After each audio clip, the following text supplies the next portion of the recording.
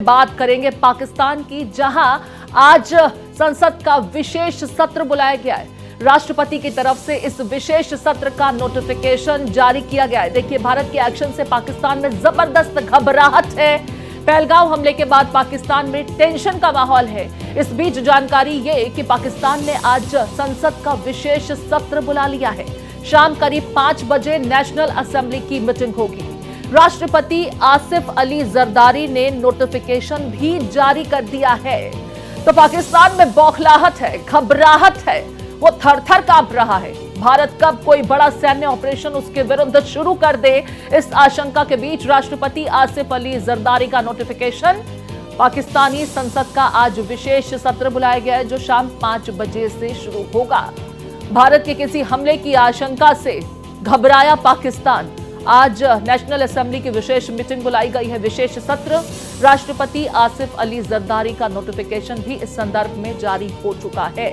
पाकिस्तान में बौखलाहट है, खलबली इस बात की है कि भारत कब कोई बड़ा मिलिट्री ऑपरेशन उसके विरुद्ध शुरू कर सकता है, सर्जिकल स्ट्राइक करेगा या सैन्य ऑपरेशन करेगा।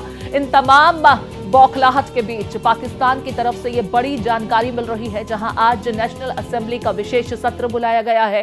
राष्ट्रपति आसिफ अली जरदारी का नोटिफिकेशन शाम 5 बजे के इस विशेष सत्र के संबंध में जारी किया गया है।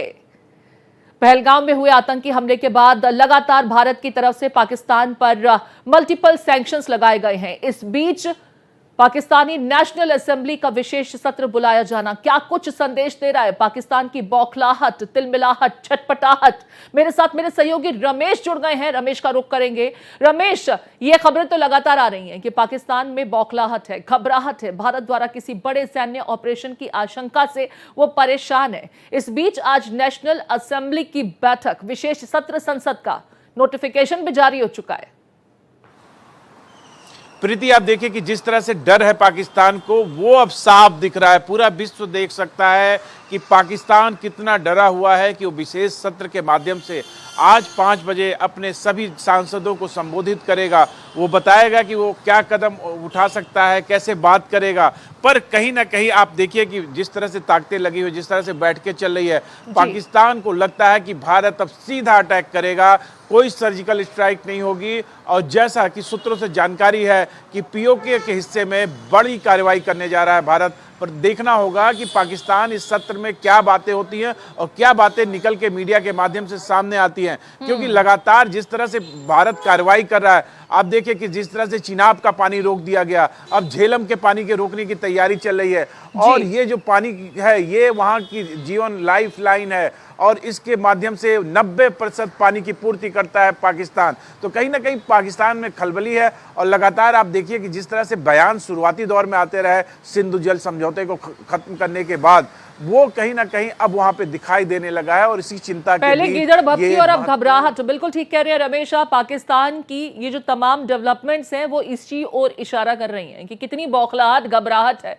कभी दर दर जाकर के वो खटखटा रहा है कि भाई युद्ध रोक लीजिए, भारत को रोक लीजिए, समझाइए, हम पर युद्ध न थोपा जाए। लेकिन आतंकवाद को भी तो वही प्रायोजित करता रहा है। अब बोया बीज बबूल का तो आम कहां से हो, यही पाकिस्तान को पहले समझ लेना चाहिए था। इस बीच संयुक्त राष्ट्र सुरक्षा परिषद की मीटिंग, भारत पाकिस्तान की स्थिति को लेकर इस मीटिंग में चर्चा होनी है। बंद कमरे में हालात पर विचार किया जाएगा।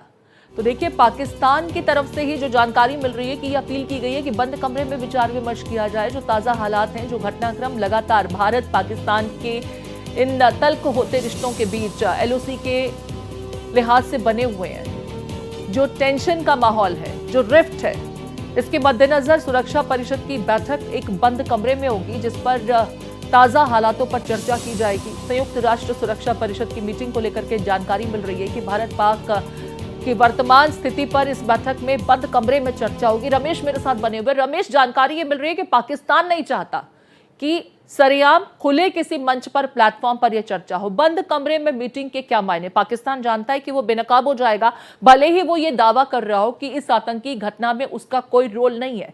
लेकिन बंद कमरे में छिप करके चर्चा यही इंडिकेट करती है कि पाकिस्तान जानता है कि वो हकीकत में क्या है, भले ही वो सामने से कुछ भी कहता हो। सही शब्दों में कहे प्रीति तो पाकिस्तान को अपनी औकात पता है। 10 दिन से ज्यादा वो युद्ध में भारत के सामने नहीं टिक सकता। आज का भारत विश्व की चौथी सबसे बड़ी मिलिट्री आर्मी है, सबसे बड़ी ताकत है। आप देखिए कि चौथे नंबर पे ताकत है और पाकिस्तान की हालत यह है कि वहां आटे के लिए लोग मारामारी करते हैं। अगर आईएमए और अमेरिका उसको सहयोग ना करे तो वहां भुखमरी की हालात रहती है। पानी अगर 90 भारत ने सिंधु जो है वहां पानी के लिए लोग तरस जाएंगे। तो पाकिस्तान की कोई हैसियत नहीं है कि भारत के सामने टिक जाए। इसीलिए वो लगातार कोशिश कर रहा है कि इसकी जांच कराई जाए। वो चीन को लाता है, वो रसिया को लाता है, वो यूएन में जाता है कि इसकी जांच हो। जांच करने का कोई मतलब नहीं है प्रीति। हमारे खुफिया एजेंसियों के पास पूरी वो कहानी है, मूसा की पूरी बाइट है जो वो 4 दिन पहले पाकिस्तान में कहता है, जो टेररिस्ट को संबोधित करता है, जिसमें वो कहता है कि 370 हटने के बाद वो पाकिस्तान की भी मुखालत करता है कि पाकिस्तान के विदेश मंत्री ने इस मुद्दे को नहीं उठाया और 370 लगने के बाद कश्मीर शांत हो गया है। उसके नाते इतनी हिंसक कार्रवाई की गई कि निर्दोष पर्यटक जो वहां पे खुशियां मनाने गए थे उनको गम में बदल दिया गया और इसी का बदला भारत लेके रहेगा, क्योंकि 140 करोड़ की जनता की टकटकी निगाहें इसी पे है कि भारत सरकार क्या कदम उठाती है। अब इंतजार कर रहा है कि कब हमारी सरकार कोई बड़े सैन्य ऑपरेशन को लेकर के इनिशिएट करे, हमारी सेना कब कुछ बड़ा करने जा रही है।